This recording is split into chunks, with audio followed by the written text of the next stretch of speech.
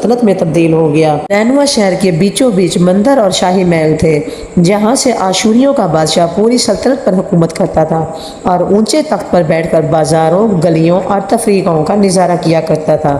آشور کے مغربی علاقے میں لہلہاتے کھیت تھے، پورا شہر سبز و شاداب تھا۔ آشوریہ لوگ پتھر تراشنے کے فن میں بہت ہی ماہر تھے، لہٰذا جگہ جگہ سنگ مرمر کی دیواروں پر انہوں نے اپنے دیوتاؤں کے نقش و نگار بنا رکھے تھے۔